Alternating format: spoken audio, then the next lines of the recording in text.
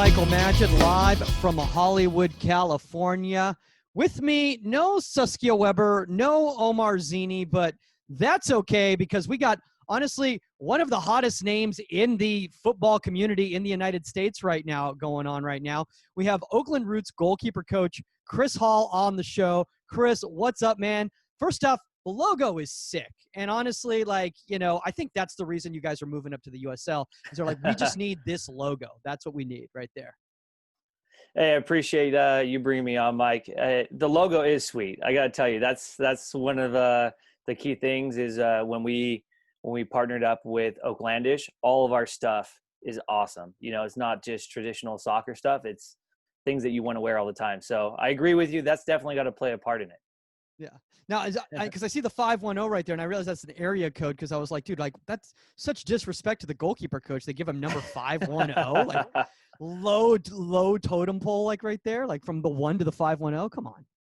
Hey, I'm proud to wear the 510 logo on our shirt. It actually represents our Project 510. It's our NPSL team that moved up to UPSL this year, and we got some big plans for them moving forward along with us. And so it's a good, and I've had the luxury of working with those guys directly over the last couple of weeks, and it's a really solid program that we have, the community that we have between the two teams, and the support we have from everybody in the area. Yeah. We just got a message on the comment board right now from the one and only Nate Failing, and Nate Failing goes, "It's not about gear. They need to be able to play, LOL." So hey, I guess go ahead. Okay. I was going to say, hey, I think we've proven so far that we're able to play technically undefeated in the games this year in 2020. So, you know, I think we're putting in the work. Dude, that's amazing, man. So before we get into today's topic, and for those of you guys who might not be familiar, today's topic is going to be developing projects, building projects, whether that's a goalkeeper at the youth level, the professional level, the collegiate level. A lot of times we get thrown in some, let's just say, you know, men and women who might not have the same background from a technical and tactical standpoint as some of the other keepers that we have, but they have some other attributes that get them to that level. Before we kind of get into that, Kris, a lot of people out there might not be familiar with the Oakland Roots, NAISA, what that level is. And then why don't you just talk a little bit about like now that move into the USL Championship and what that means for the club?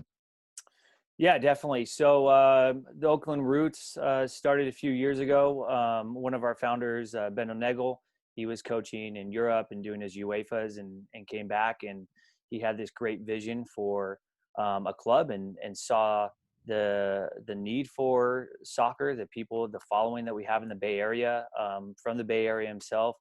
Most of us are on the coaching staff or players, a lot of local Northern California people on the staff. And so he had this idea that he ran with, got some really great people involved in.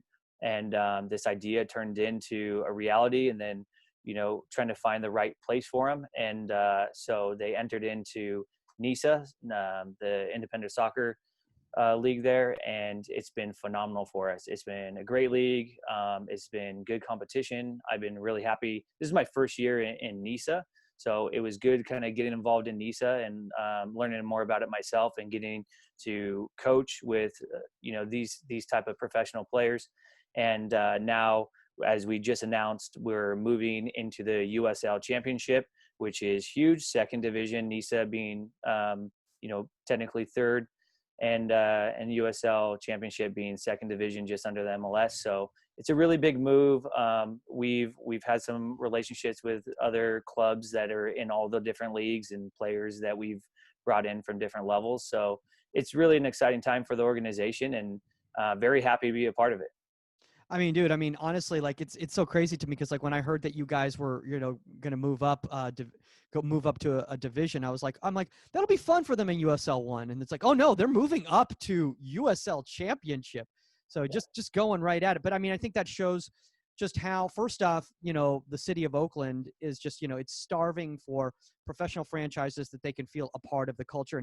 And shout out, you know, to groups like Black Arrow, who have done such phenomenal work, you know, with you guys. Shout out to Aaron Dolores and everybody over there. I mean, they've been pushing you guys from day one. And I think that's really building that supporter culture there, especially in some of those underrepresented communities. I think has just been really what's taken this to that next step. I mean, you guys in Detroit really are two franchises that have showcased, what you can do at the lower leagues if you really put your mind to it, and bootstrap. Mhm. And as I know, the resources weren't there, so it had to come, from the ground up, right?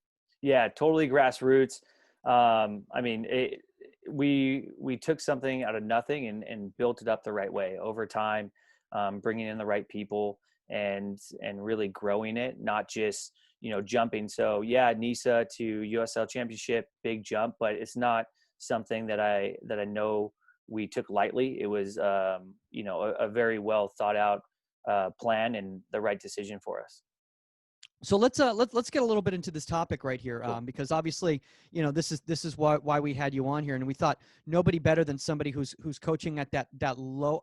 I don't want to be not in a disrespectful manner, but the lower professional divisions, because you get a lot of these types of players. So, kind of in your own words, maybe for some parents out there or kids who might not be familiar with the terminology that we use, what do you mean by a project?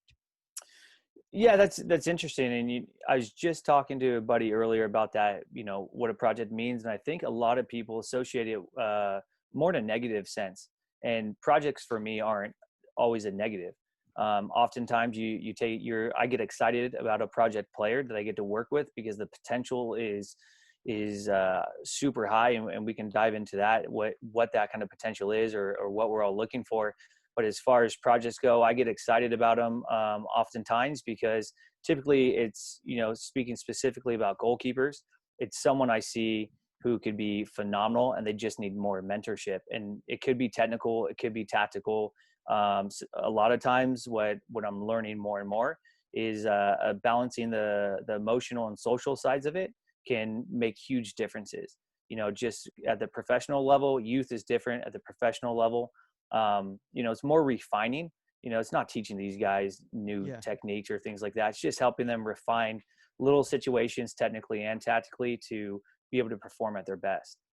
Yeah, one of the things that I've always found really fascinating when somebody says to me, "Hey, this is a project," a lot of times they use that in a condescending manner, Yeah. as in like, "Hey, take Jimmy over here. He's a project." As in like, you know what? Like, I don't know, man. The guy can catch, but he doesn't know the game. So try to make him mediocre, basically. I almost feel Yeah. like sometimes like when they reach out and they say, "Oh, like here's a project for you," it's more of like, "Well, give it a shot. I don't think you're Yeah. gonna be able to do anything with this," but it's like somebody gives you like, like day old bread and they're like, "I don't know, it's not as good as like the stuff we have fresh right now, but like maybe you can make croutons out of it." I don't know, something like that, So um, I love what you're talking about, the social and the emotional aspect, because I think that's something that a lot of people don't look at when they look at projects. A lot of times they say with project, oh, it just must be an athlete and they just don't know the game. But what you're saying is that sometimes somebody could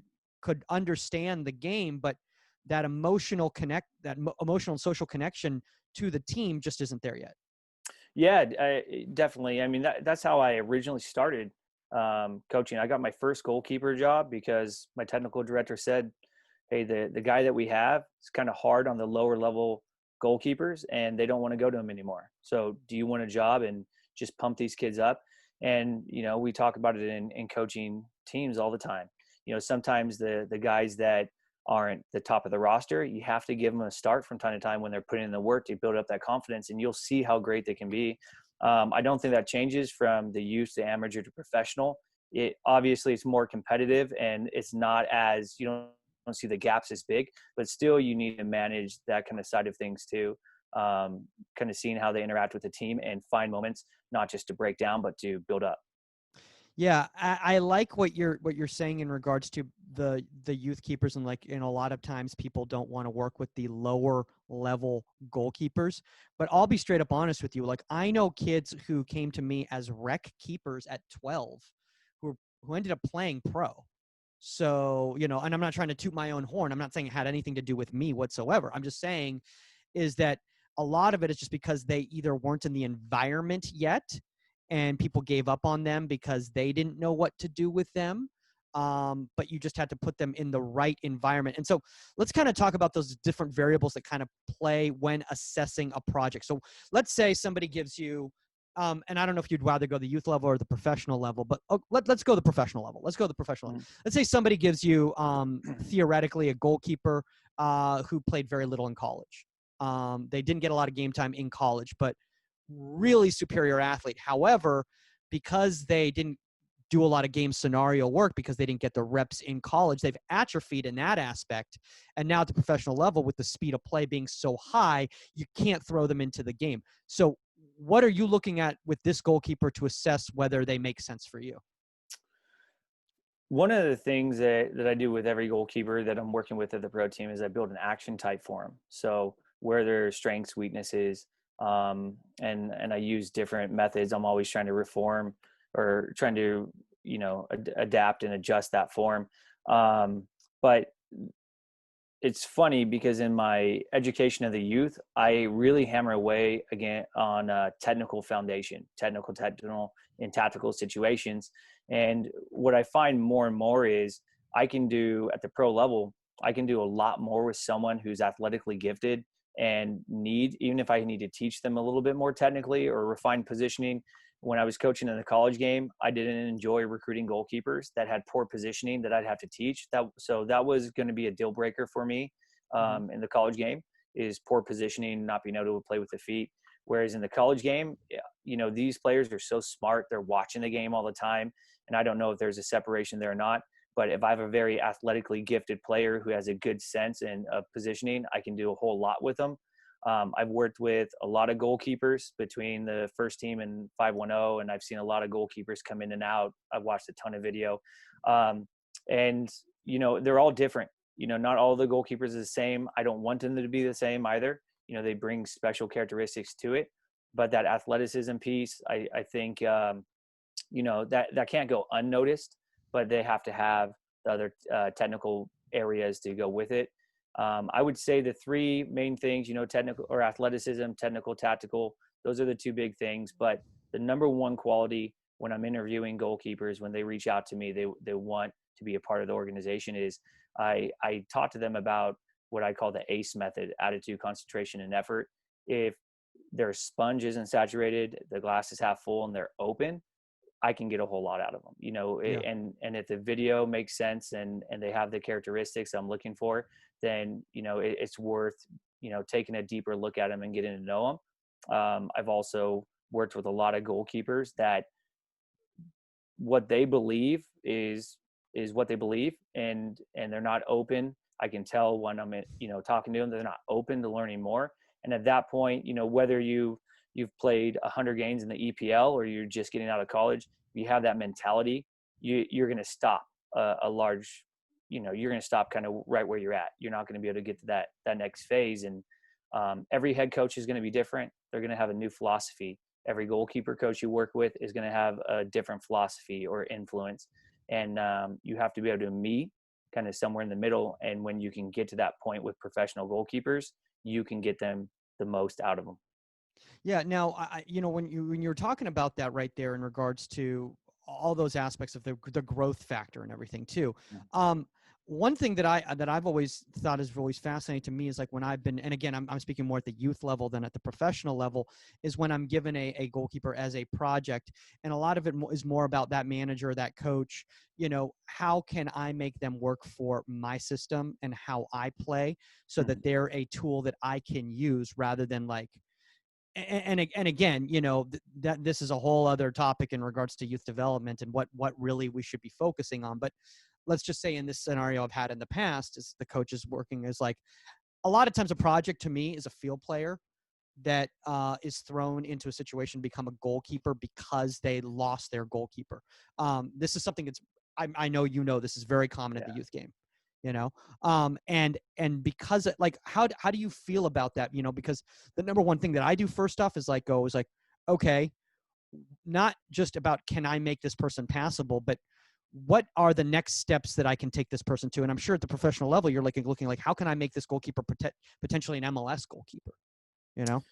Yeah, I've been very fortunate to work with a lot of, as a goalkeeper coach and assistant coach, some really great head coaches. And when I interviewed at Cal Poly, one of the questions was, we have a youth national team player coming in as our freshman recruit. can you get him into the MLS? Do you feel confident that you can develop him and him be drafted? And I said, yes, of course. I believe in what I do. I've had a lot of success in it. And that definitely is something to consider is, we're not recruiting in players that are, just good enough for the team. We're looking for that next level, factor. And you always have to be pushing that. If you're happy with where you're at, you're going to stay with where you're at. And we always have to be pushing those levels at the pro game. And so we're looking for goalkeepers that have next level potential, that they've even been there or seen it. And, we're going to pick them up. We're going to get a good deal on them, and we're going to be able to use them, and they can use us to win a championship. And the goalkeepers that I have now are great. I love them. They're all different. I wouldn't say I have any projects. They've all started, traditional projects. They've all started in different places. And I've seen them grow a ton. I have a player who has a goalkeeper who has quite the background, the resume. He's, purebred all the way. And then I have a player who's phenomenal. Goalkeeper is phenomenal. He actually played got a couple starts for us early in March before COVID. And, he kind of came out of nowhere, and we're like, whoa, this guy has a ton of potential. And he did awesome for us. And until he sustained a little injury. So, just working on these guys, making sure that we can help them hit that potential. But like you said, there's all those different things that kind of go into the melting pot. But at the end of the day, they have to be able to contribute. We're not just taking on players to develop. We're taking on players that have potential to, stay here and be a big part of the organization. Yeah. I'm glad you brought up the thing in regards to, seeing what, how they can contribute, not just here, but at that next level, because that's a question that I get asked a lot of times, is that like, what does the ceiling have to be for a project in order for you to take them on at the professional level? And why I get asked this question all the time is because literally all the kids are asking, what does it take to be a professional? What's that X factor? And, it sounds to me like if you're going to take somebody on, you need to see that they're not only going to be able to play at your level, but they have the potential to play beyond your level. Yeah. I'll hit a little sub question in there first, because I'm glad that you can ask it. We're technically in Northern California. You in the MLS, you have the Earthquakes and you have the Sac Republic that are going right, and they have great fan bases, good following, and sometimes it almost seems unattainable. It's the highest level in our country. The best of the best go to those guys, and where we're at. And the great thing about our market is we're very accessible. Our organization does a phenomenal job getting our guys into the community, being a part of them. I love the stuff Tomlinson does. I love that he, integrates himself into the community. I think that's important for these guys to know that there's different levels. Every day I'm educating colleagues about the different professional tiers in the U.S. And, a lot of them are paid or semi-paid, or there's a lot of potential for these guys to continue their careers. And the guys I've mentored, in high school to college, myself, I think every guy, when you're starting out and you're playing, in your mind, you think, if I work hard enough, I can be a professional someday. That's always in our head. It doesn't matter if you got cut on your high school team or, you're at the junior college. I've seen we have guys in our program who went from the junior college to us. If you're good enough, you're willing to work hard enough, you have the potential. And you might have to travel around a bit, but you'll find a place. And I think that's a great thing about our organization is, we're always looking at that local talent, and it's achievable. Like, we show guys in the community, if you're working hard enough, you're putting in the work, you're developing, it's achievable. Now at our level, what's the ceiling? In all honesty, it's the highest. If you don't have, we're not taking on traditional projects. If you're not able to contribute, by your tryout, by the end of the tryout, it's probably not going to work out. We're taking on guys, we're competing, especially with COVID. I mean, everybody's in the same situation with COVID. It's a very, very short season, and you have to be successful in a short period of time. You don't have that luxury of being able to periodize your season over time. Yeah, no, you brought up something that I didn't even think about. The fact is, and I think that, and I feel bad for a lot of, I've obviously got empathy for anybody who's trying to pursue a professional route. Obviously I did. I don't know. Did you try to pursue pro after college, or did you just go straight into coaching? Okay. I did shortly. Yeah, I did shortly. And then I continued to stay in school. I decided to stay in school while doing that. Yeah. And I, one thing that I saw a lot of is that a lot of people who were, I mean, I even know guys, who were trying to get in the combines and stuff like that, and then I'm talking about like the USL combines in the beginning of January, all that sort of stuff. Once COVID hit, it's almost like these guys never got their chance. These guys never got their chance to show what they've got. Obviously, a lot of people right now in the collegiate system, some people are playing fall, some people are not going to be playing into the spring. So it's putting a lot of people in a tough situation. But I understand from a financial standpoint for you, for a club such as yourself or any club, is that you can't you have because you have a limited amount of time and resources this season. It's a little bit more difficult for you. Maybe you could have taken on a fourth guy, if you had more time, that sort of a thing, or bigger budget, or all of that. So like, what advice do you give those types of guys, who might be considered a project and just didn't get a shot this time around because of the way the world is right now, in order to keep kind of pursuing that pathway? If at the end of the day, if they're destined to be a pro, this is just going to be a bump. The guys who have said, use COVID as an excuse, and they said, hey, I lost my shot, I got robbed of it. Everybody did. I mean, there's guys all across the world who didn't get that opportunity. The college game's taken a big hit. I was doing some college recruiting for a while, and there's so many question marks. Like everybody's losing it, but if you're putting in the time, I mean, we never stopped. We did it all remotely, but the guys were on fitness plans that we were challenging them mentally. We were doing video, things like that. And those are all things that these guys can do on their own. You can watch the game. There's still games going on. You can watch old games. I know a lot of our guys were super hungry. They were talking about old games that happened. They were talking about, my goalkeepers were talking about goalkeepers that they think have similar characteristics as them. They're going back to old video and film and asking questions. And those are the things that are going to make the big differences. When all this clears, the guys that are putting in the work, if they didn't have that shot, they're going to skyrocket over the guys who might already even be there. And they have their foot on the brake a little bit, using it as a vacation time. It's the guys that are putting in the work that are going to get their shot. And that's always going to be that case. But so my advice is stay with it. If you're all by yourself, you don't have a trainer, find a mentor through your old club, and as a support system, someone who will answer questions for you and that you can bounce ideas off of. And that, it doesn't necessarily mean you have to go pay someone to train you every single day. There's so much content on YouTube. COVID was good for me. I've been talking about digitalizing my sessions for years and years and years. And, I handwrite them, and finally I just said, you know what, it's got to look cleaner than this. And so there's so much, every goalkeeper coach has been doing it. So there's so much out there. Keep working, keep doing this stuff on your own, and be proactive with your career. I mean, go ahead. No, no, no, no, no. I was going to say, that was a great segue right there, talking about your digitalization of all your training sessions. Because what I'd like to do right now is I'd like you to start sharing some of these sessions right here.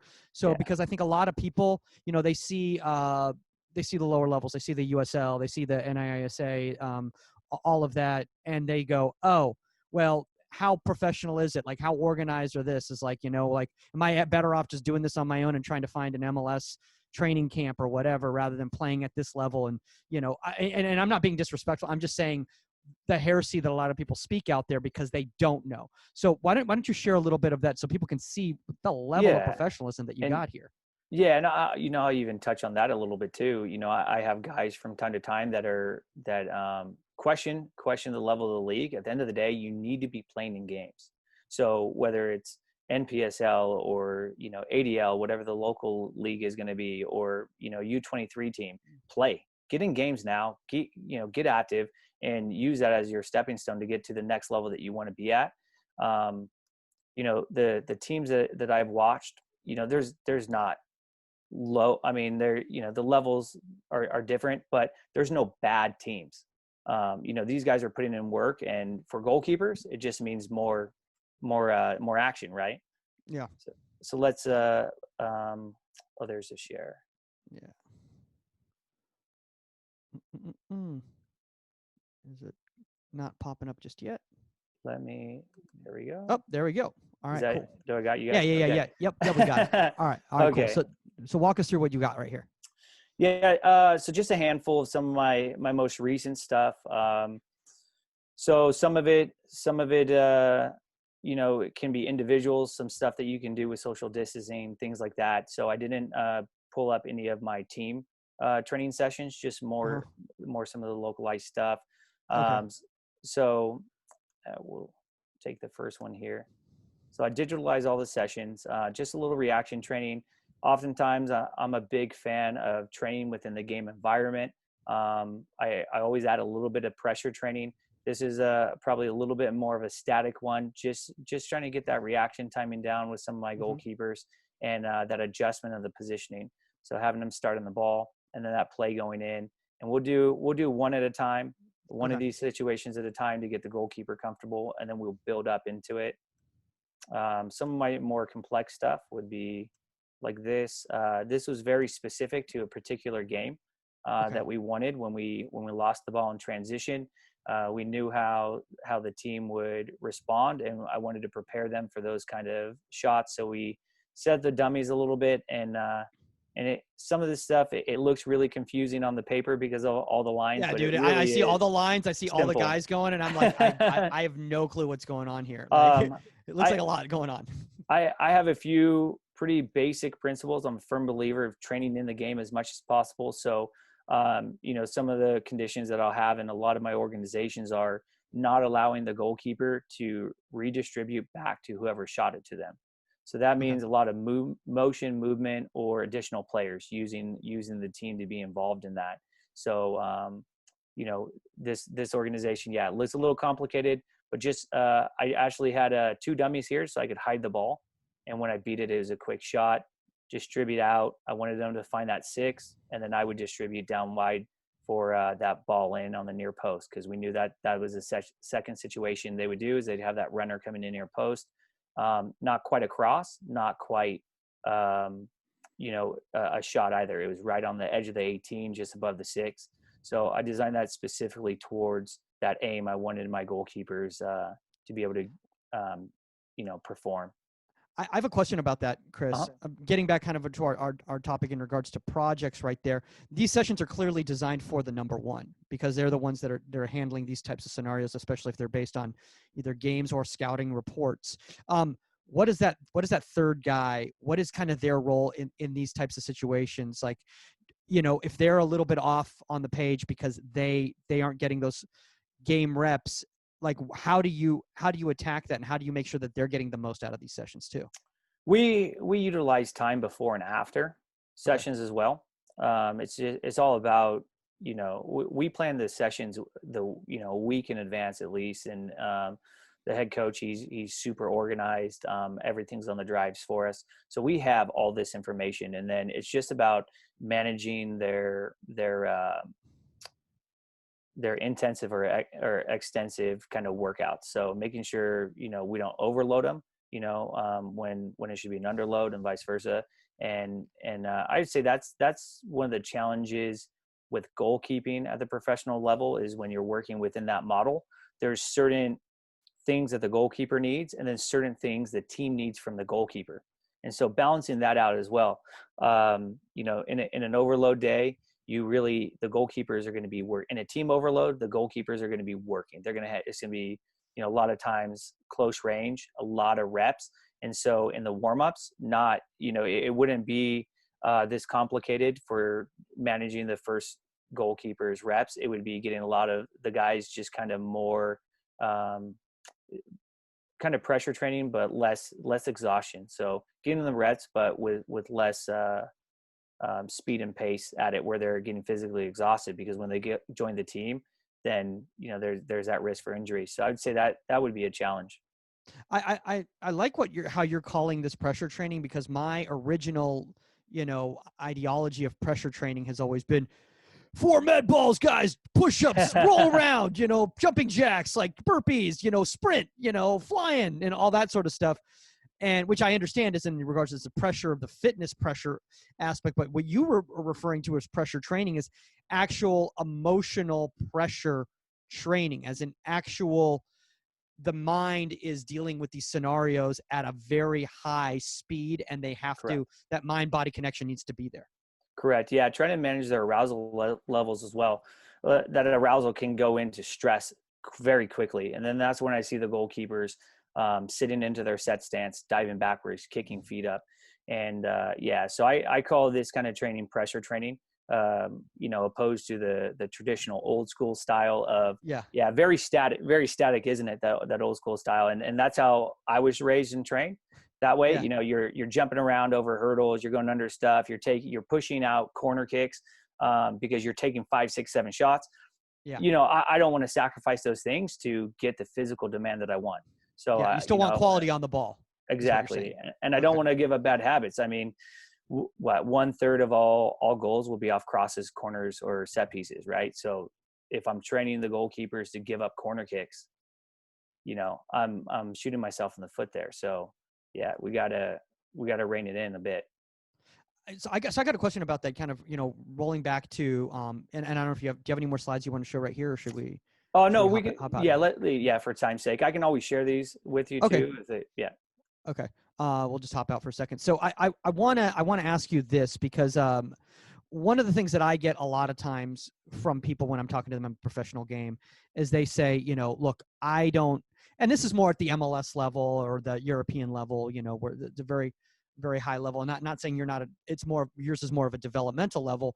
Um, do you go, okay, I can take the time to teach this kid proper handling, because he's got these bad habits right now, as opposed to like, what, I need to win right now, so I'm just going to have to go with whatever bad habits he's got, and I don't really have the time to work on that. Can you be like, what, I'm going to break this kid down. He's not going to be playing for us anyway. Number one's playing anyway. This kid no one's ever really taught him how to catch properly before. And I'm not saying that in disrespectful levels. Like, I know phenomenal athletes who've gotten to your level, no one's ever really taken the time because they were so athletic. Yeah, certainly I've had similar observations. I would tell you, and maybe I'm a little bit biased with our team, with our organization. There's almost no players like that. They don't Okay. last very long. I mean, Okay. this organization has it down to a T, and I think when you watch us, you see that we have a ton of phenomenal players who have played at higher levels and found our way. And I'll tell you what, keep your eye on us, because we have a ton of younger players coming up, and they're phenomenal. They have such great potential. Um, but I will tell you this: that's why I action type every goalkeeper. So you whether you're working in the EPL or not, or La Liga or whatever it is, I'm a firm believer with your professional goalkeepers. You have to action type them, because although at the pro level you're refining certain techniques, you have to find those moments, just like you said, where if they're stacking their hands and they're pushing catchable saves. Why is that? Is that just the way they catch, or is it the way they're approaching the ball? Is it their perception on the speed of the ball? Is it their reaction time? And so you really have to find moments where you can work with them like that. Preseason, I'll work with goalkeepers when we're working functionally with the team. I'll Yeah. let the goalkeeper in goal, uh, you know, I step back a little bit. I let them get those reps in, and the goalkeepers that are off, I work with them on those needs that they have. Really, really kind of statically getting that in, and I think a lot of goalkeepers, um, when you look at my sessions, they're I'll tell you what, Instagram. Sometimes I have to shut down Instagram. I see sessions that I go, that was great back in the 90s when I did Yeah. it, but now things have changed. We have to Mm-hmm. adjust and adapt, and there's a perception of how goalkeeping should be, that 1 hour in isolation. And you and I had the conversation a week ago. Can I get some of the outfield players involved in my session so it's more dynamic? And I think that's a reality of how the game is going. That's the best way to learn, is in the game. It's the same with the goalkeeper, but the goalkeeper still has needs of their own. Yeah. And even at the pro level, there's certain boxes that the goalkeepers want to check off each week, and you have to do that for them, because it's going to make them feel good and prepared, and you have to find that time. But you also have to give them what is going to make them prepared for the game, and have them see the situation before they get into the game to be the most prepared. Yeah.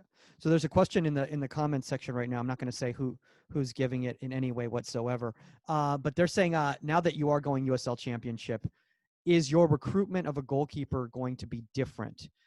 We kind of just spoke about that a little bit in regards to what type of liberties can you take at the NAISA level versus the USL Championship level, or for you, is it the same?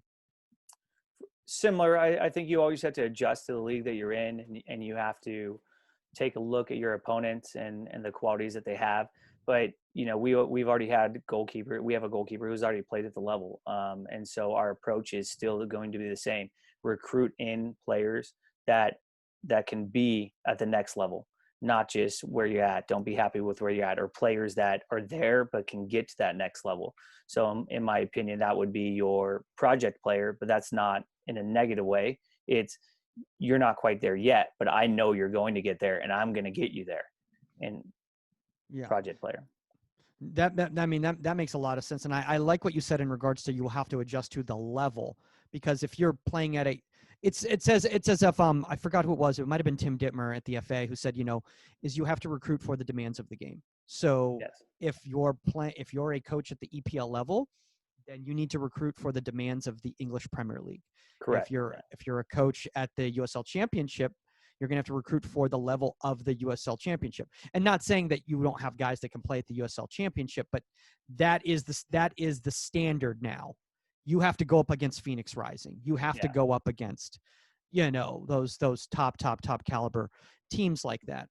In order to, obviously you guys want to be competitive at that level. And I mean, the Sac Republic Oakland Roots rivalry is going to be phenomenal. I mean, between you guys, Sac Republic, Earthquakes, I mean, it's going to be fun up there. It's going to be a lot of fun.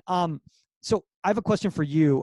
What about out of season with these guys? Obviously, at the NISA level, the contracts are a little bit different than at the USL level. So I don't know how your mechanisms work in regards to contracts, but what type of access do you have to your goalkeepers, and what type of work can you do with them in the off season to prepare them for that coming season to actually competitively play?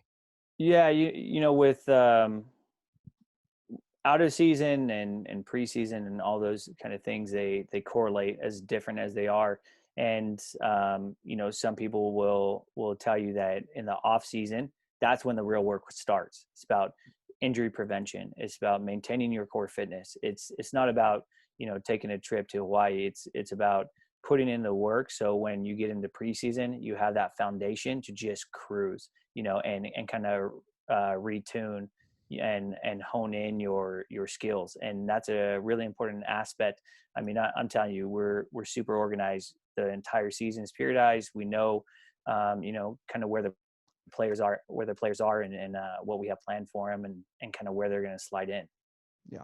Do you have any actual video sessions by any chance? I don't. Yeah, not Okay. not any that I can share today. Got you. Okay. But yeah, we record everything, but not any that I can share today. Got you. Because the reason I was asking is because I wanted to see kind of the standard. I wanted some of this. I wanted some of the young goalkeepers and the young goalkeeper coaches who are on here right now to be able to recognize and see what that standard of the training is at that level and the speed of play.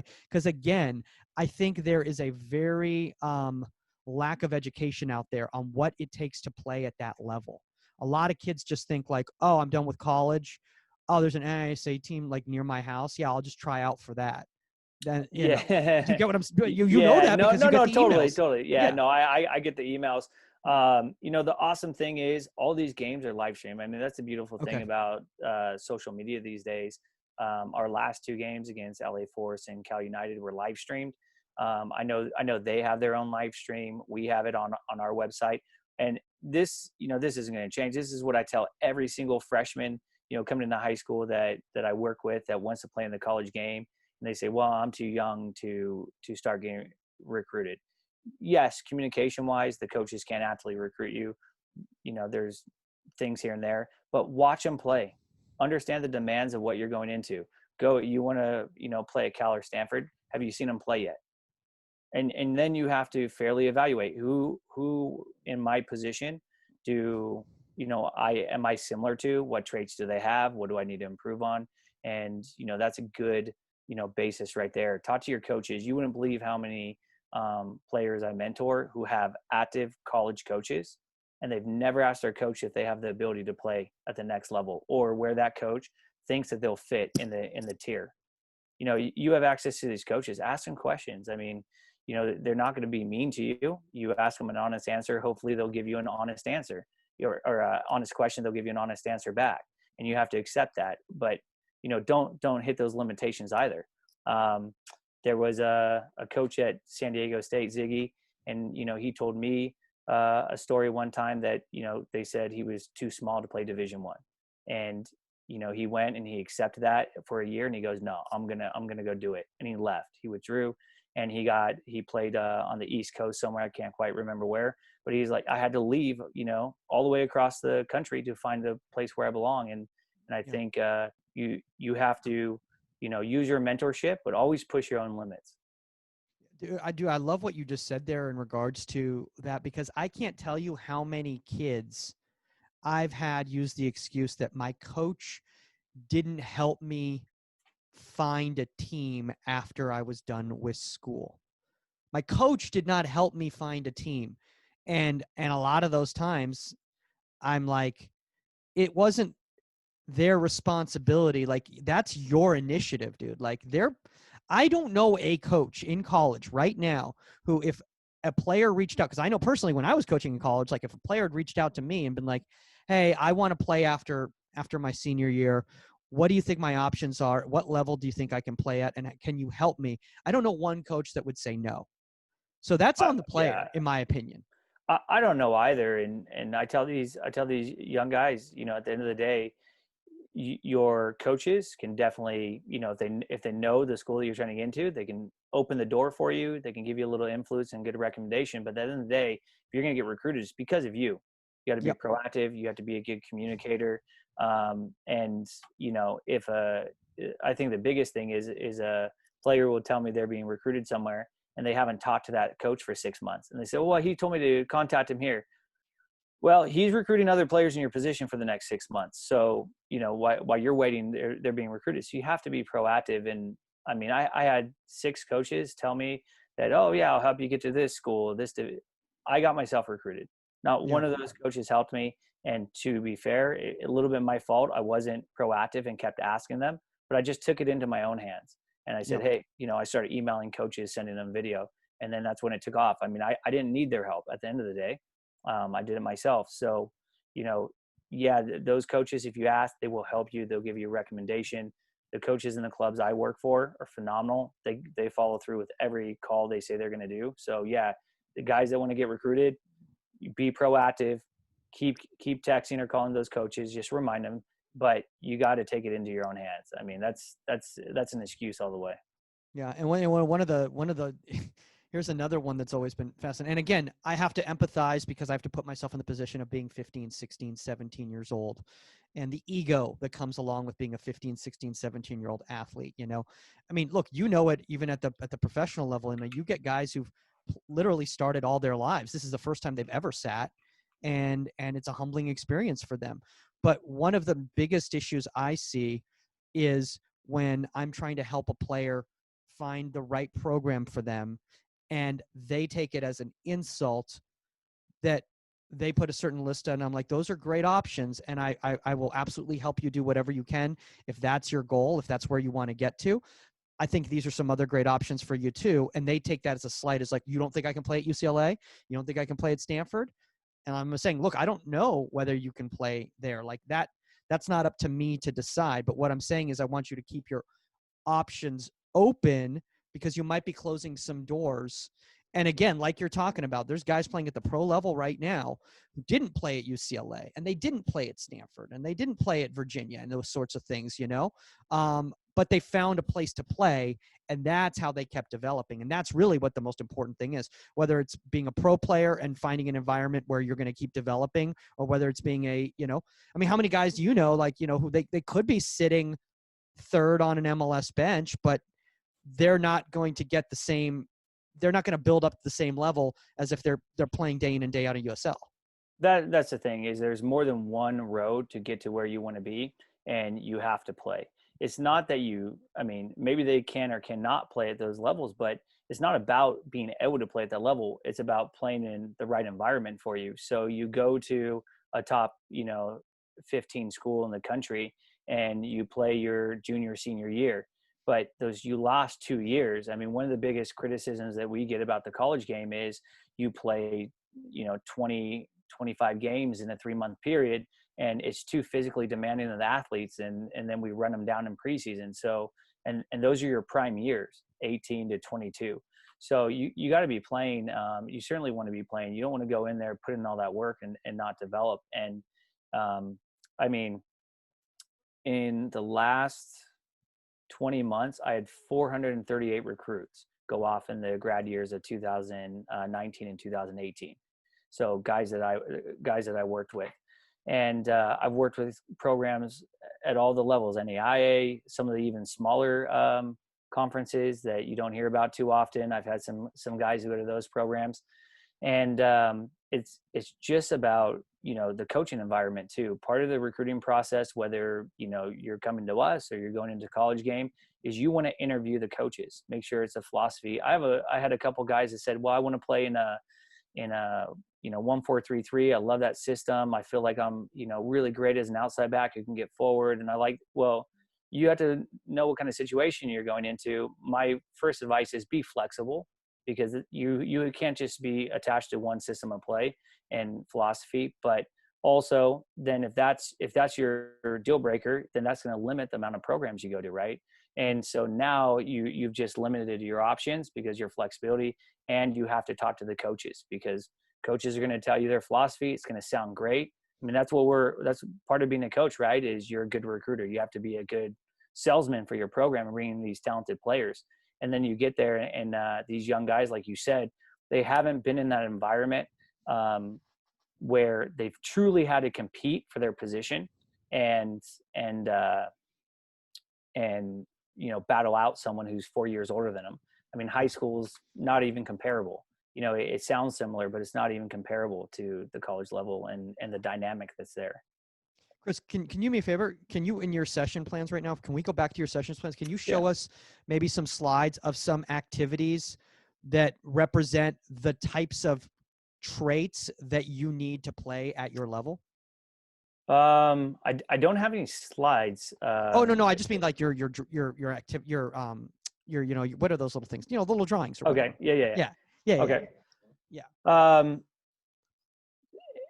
Let's pull up a pretty. Yeah. Because again, I want people to understand what the demands are. And if you are a project to play at this level, these are the things that you need to get down before you can attempt to play at this level, So, so this is a little bit of a session, kind of a micro session here, but, I don't spend a ton of time with agility footwork during our actual training sessions, unless it's like a maintenance. I'll focus more on game footwork, but this one is a small little agility, and then really focusing on just getting touches in the control zone. Got to be able to catch. So as far as the characteristic goes, I want a goalkeeper who's searching to catch as much as possible. Goalkeepers that are more of a deflector, that's not going to be something that attracts me to them as a recruit. Certainly being a good shot stopper is important, and oftentimes when I talk to head coaches, I will get from head coaches, hey, I don't always know what I'm looking. I know what I'm looking at and I want, but I'm not going to focus in on the refinement. And so they see someone very athletic who's a shot stopper, and they love them. They recruit them into their program, but then they get frustrated when they give up corner kicks or second balls that turn into goals. And so, you have to you really have to know what you're working with when you're talking about a project of, are they going to concede goals that we're not going to be happy with? You can start seeing those trends when you're working with them. A lot of my sessions are going to involve positioning and redefining position, because that's where I'll see a lot of gaps open up when I watch professional games on those through balls, or the ball moves from one side to the other side. I'll see gaps in the goalkeeper's positioning, and whether the attacker exposes it or not, if they see it, it's going to be a really dangerous situation. And so, a lot of my sessions will involve starting with the ball and moving, and then I'll try to expose space on that goalkeeper. Yeah. I love what you said there in regards to exposing the space on the goalkeeper and having and positioning, because like I'm giving a straight up example, and like, and shout out to insider JT Marcinkowski, got the nod last night for San Jose. I was very proud. I was very excited to see that. And you showcased how much of a student of the game he was, because the fact that he hadn't obviously been getting the run of play this season. He stepped in, his angles were spot on, and just like you're saying about the spills, is that his handling was solid. When he did deflect, when he did steer, he immediately was in position to recover for that second ball. I want a lot of young goalkeepers to go back and watch that San Jose Portland game from last night, because JT showcases right there how you have to follow through with the play. Because a lot of times, being 23 years old, the emotions get to you. You're playing in an MLS match. You go, oh, I just made this save, great, whatever. He's so dialed in, and Yeah. and I just say, to play at that professional level, it's positioning, starting position. Yes, at every level it's important, but even more so because the speed of play, because those gaps are exposed so quickly, right? Yeah, definitely. One thing for those younger guys making that transition, either into college or into the pros. A couple years ago, 17, 18, I was talking to Brad Friedel, and I asked him for a little bit of advice that I could pass on to some of the younger goalkeepers, being such a talented goalkeeper and playing for as long as he has. And he said, one of the biggest things that he realizes when he was younger, as a younger goalkeeper, he was so worried, and his arousal levels were so high into stress, that before the game he was nervous about making mistakes. But being an older goalkeeper and having the career that he did, playing at Tottenham, he knew that he was going to make mistakes. So he didn't go into the game anxious and nervous. He was, I'm going to make mistakes, but it's all about fixing them. And I love that, because there's not a way we could win 10-0 and you could have 5 shots. I'm sure I could find something that we need to work on. Now, would I tell you? Probably not. Enjoy the win, but in the shutout. But there's a point in there about just really settling into the game, and know that you're going to make mistakes, but try to fix them as quickly as you can. Yeah. No, I think that's a really good point. Now, is there anything else in this presentation here that you wanna show? Right here? No, I think I'm good with these. Okay. All Like right. I said, I'm more than happy to share them down the road. Okay, cool. Yeah, because that's another thing. Like, when we're going, and Kris, I mean, the fact that you take the time to digitalize these, and I guess we all have a benefit of quarantine, is what we got a little bit more time on our hands, right? To do these types of things, or start streaming a show 3 days a week, that sort of thing. But I want to talk about mistakes that goalkeeper coaches make when they bring in a project. Because there's a lot of them, I'll be honest with you. And I made them as a young goalkeeper coach. One of the number one mistakes that I made, and I don't know if you've seen this before, especially at the youth level, I get a goalkeeper and he's clearly a project, and I throw him into a session with my higher level goalkeepers, and I start focusing on that goalkeeper rather than my top goalkeepers, because then the session suffers because the level drops. The other goalkeepers get frustrated because this isn't the quality that they want, and then the other goalkeeper feels like they're being pointed out because they're clearly behind these other kids. At the youth level is different. Okay. The same things happen at the professional level from time to time. Sometimes Probably not getting 24-year-olds crying and stuff like that. no, nothing like that. But Yeah. you run out of time, or sometimes you have to adjust reps, right?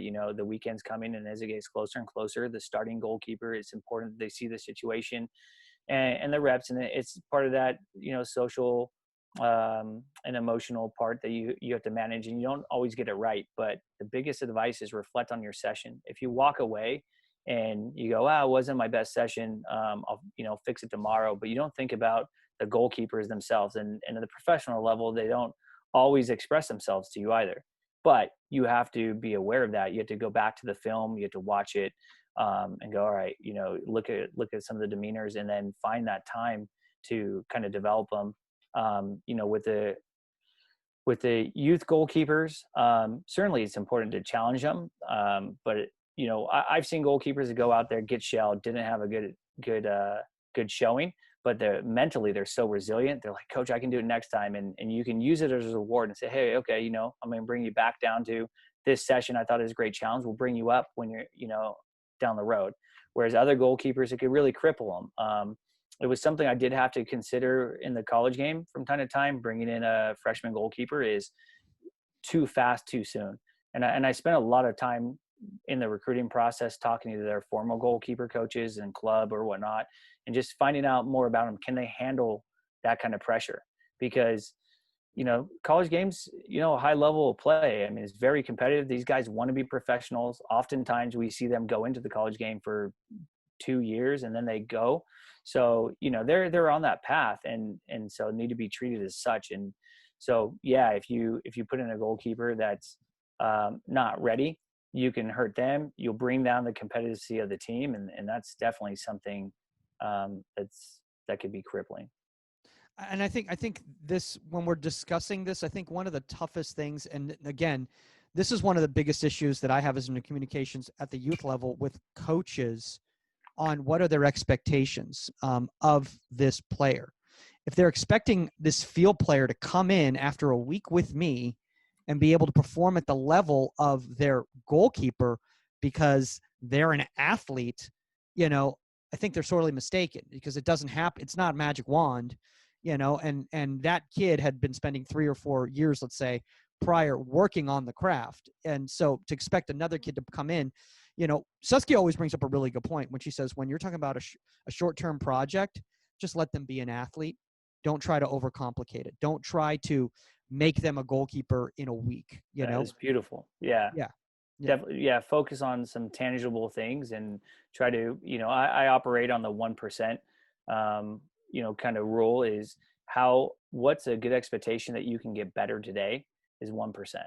And if you focus on just every day getting, a little bit better 1%, it takes 100 days to be perfect. Right.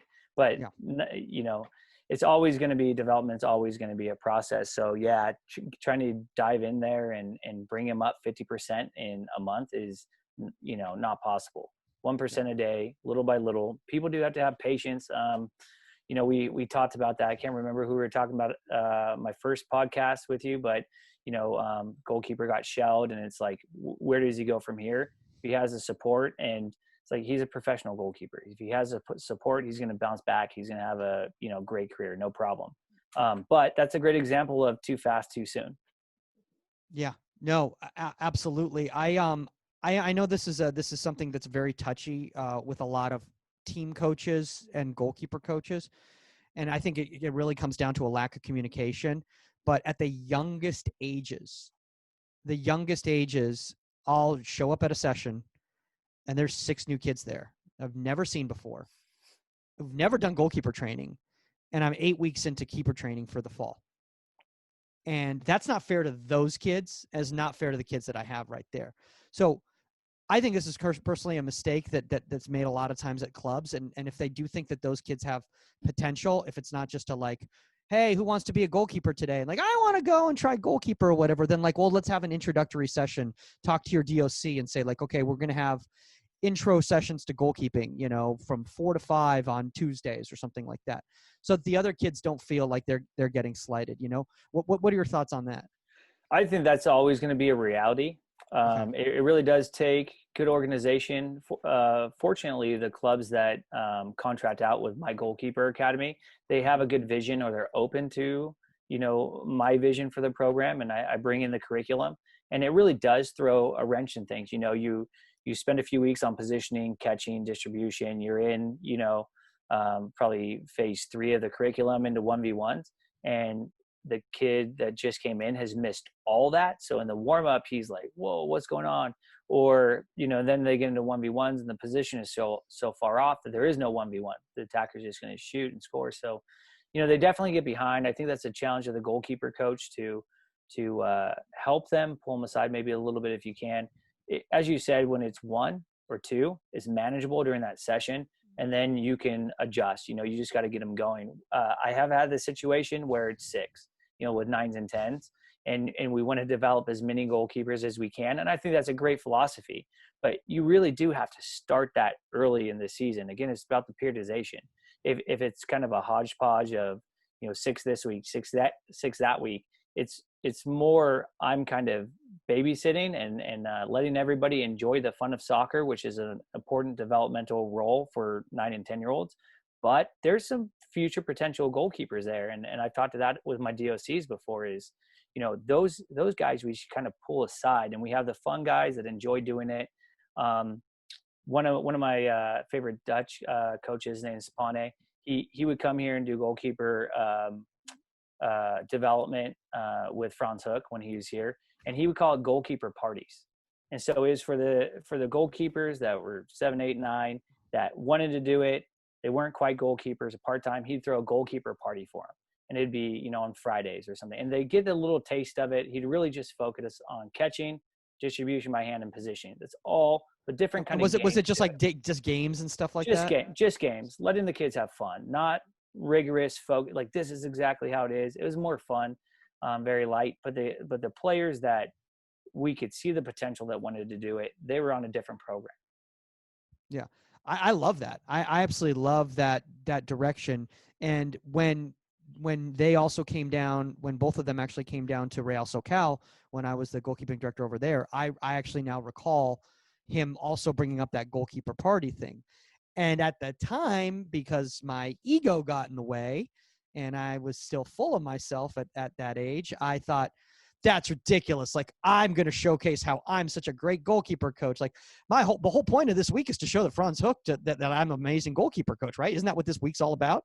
And I remember that goalkeeper party and me not recognizing what the whole point of view of that was and how to utilize that. And then as I got older, I started using, when I was doing rec programs and things like that, I would start implementing that type of activity. And shout out to Nate Failing, actually, because he's the one that kind of got me into the whole, playing the games type of thing at the rec level, and, using goalkeeping as a way to create these games. And even guys like Matt Doyle, at Birmingham City, do things based on some theories that they've learned, such as gamification, with higher level goalkeepers. I think that's so important at those younger ages to make them almost video game like, so that they feel they don't even realize they're learning goalkeeping. It's just an experience. That being said, I think a lot of parents need to also learn, like, this isn't like showing up to a private tennis lesson, like, well, we've been gone for the last few weeks, so I'm just gonna have them come this week, and then, like, we'll be back in 4 weeks. Like, you're doing a disservice to your kid. Because even if they did have potential, even if they did have ability, what they're going to do is they're going to come back and they'll be like, oh, it was really hard, or like, I didn't really understand it. And then you might have just lost a potential goalkeeper because of the environment that he was thrown into. Yeah. Or she. That's one of the challenges here in this country, isn't it? So many different options. I mean, not that they don't have the same options in other countries, but there's so much pool. If you're on a second team, I'll see kids, the youth, if they're on a second team, they go, I'm better at basketball, so I'm going to go play basketball then.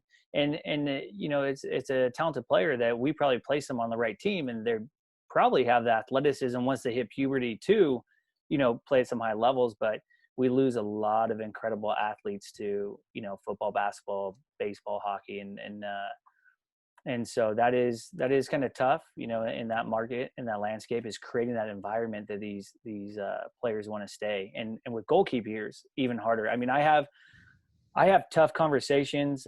Fortunately, again, I'm in some really great clubs that are supportive and listen to me. But I have conversations with coaches and directors all the time where there's a really athletic player and they're 10, 11. And they go, well, they're not going to be a goalkeeper. They're crazy talented on the field.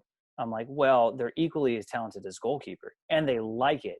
So how do you know that's not going to be our next Tim Howard, or, whoever it is, Brad Friedel, whoever, Casey Keller, and how do you know they're not going to be that next star for it? I mean, I never advise people to project that way with youth. Never try to tell somebody and that they're that player.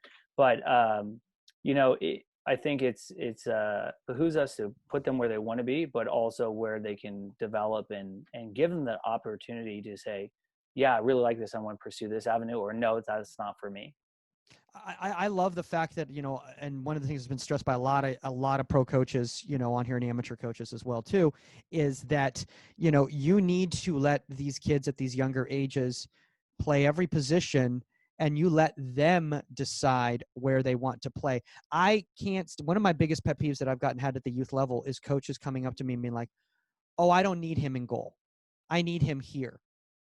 Is that where he wants to play? You know, are you deciding his future? Oh, he's more of a 6. So you're telling a 9-year-old that that's what he's going to do for the rest of his life. Because guess what? You know how many 6s in the professional level weren't 6s at 9? A lot, a lot. So, you know, I think that's one of the biggest mistakes. And then I want to touch on this before we start wrapping up, Kris, is you brought up football, baseball, basketball, that sort of thing. I also get at the youth level and even at the collegiate level.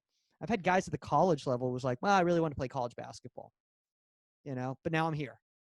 It's like they were that just good enough as a goalkeeper because of their athletic ability to play at a D3 level or play at a D2 level.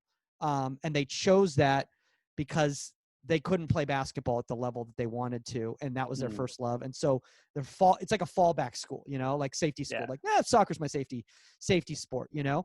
So now you're dealing with a player who may not necessarily be really all in about goalkeeping, but you got the potential. How do you deal with a player like that? And have you ever had that before? And because of that, they're missing a lot that they could have gotten because they were so focused on another sport before. Yeah, I maybe not necessarily focused on another sport that I can think of, but definitely I've encountered athletes where, you know, the university I was at wasn't their top choice. And so they're kind of like him and Han, and I've only pulled 2 offers before. And one of them was, you know, off the field conduct. And then one was because, you know, we made them an offer. We were their third choice. They're very upfront and honest with it. Felt like I really sold them on the school and the program. And then we gave them a timeline. Hey, you have 2 weeks, you know, let us know. And we got to that point. They're like, I just need more time. I said, look, honestly, no bad feelings, but if you need time to think about it, and we have a pretty good scholarship, you know, option for you, this isn't the right place for you. If you come here and, you know, because of the money or this and that, this isn't going to be a place that you're happy at. And so, you know, you have 2 other options. They're interested in you. Good luck, you know, and go that way. So, you know, also with the athletes, you have to show that you want to be there. If you're already at the level, you know, the college game, at the pro level, you'll probably get released. You know, if it's not a good fit for you, you'll move on. But at the college level, you're there. That's your backup choice. I think in those situations, until you can recruit in, you know, other goalkeepers, you really have to find that common ground. What motivates the athlete? And I found that with my own goalkeepers. I like to be, you know, I'm a little jokey like Nate, but, you know, very intense at times too, and very serious. I want to get out there. I want to work.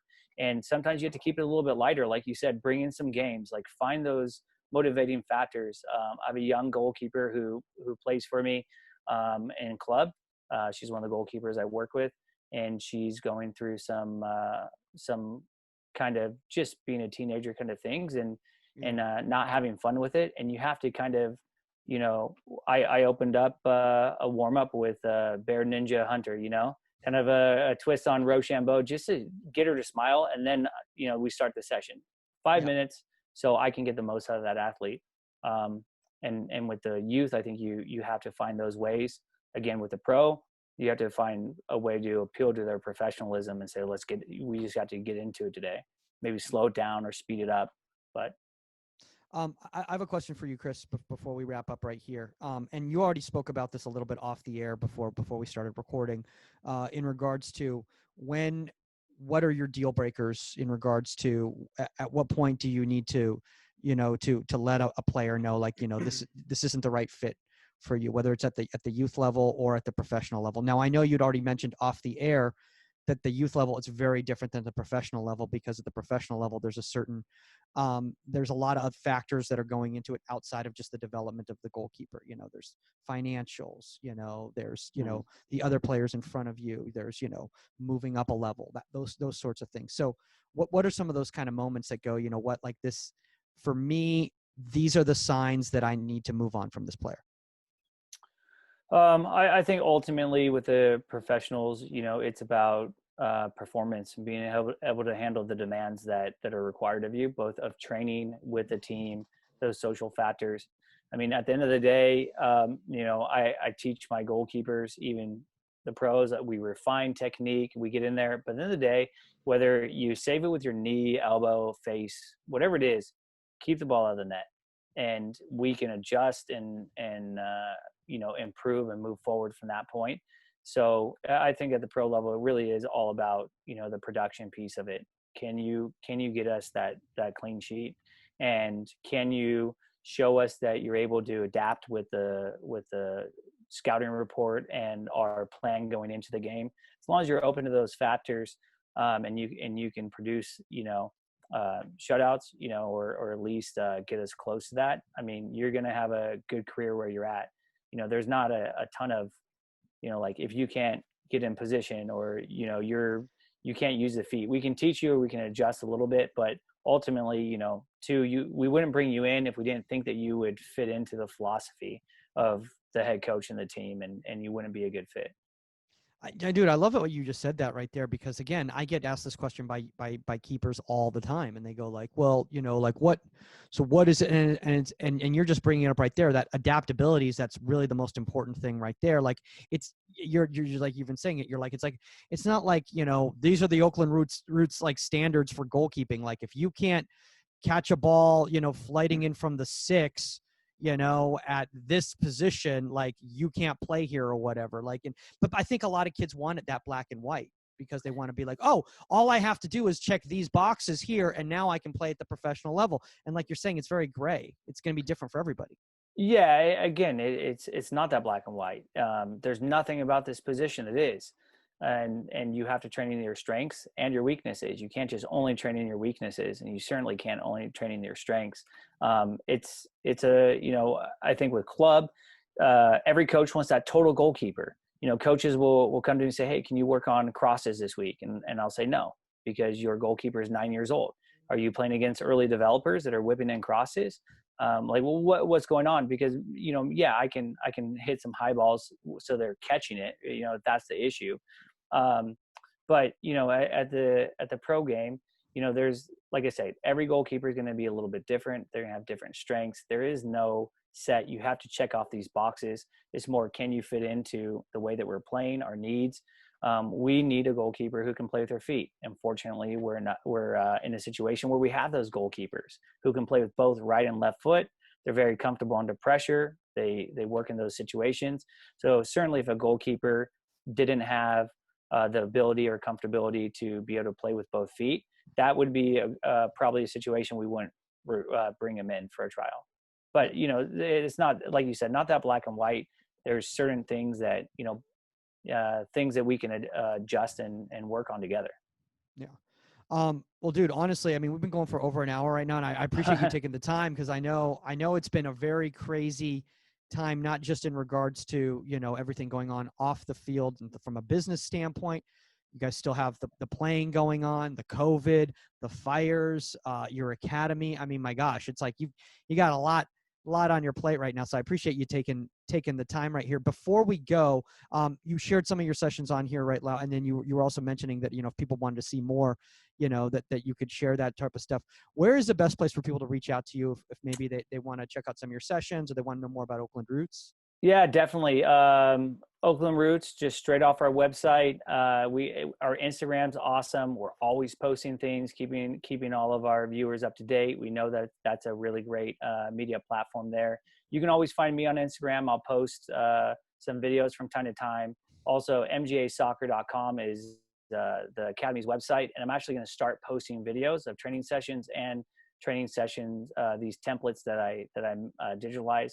I'll post those Awesome. up there for people as well, because I want people to have that resource, outside of just like YouTube, be able to go there and have that. Dude, that's great, man. That's awesome. And obviously, again, one of the best perks, for the lack of a better term, I'm trying to use a positive instead of a negative for quarantine, was that it gave people the time to do that type of work. And I've seen the goalkeeping community really start sharing so much more content than they had previously, and not necessarily because they were holding it back, but more just that they just never had the time to share it.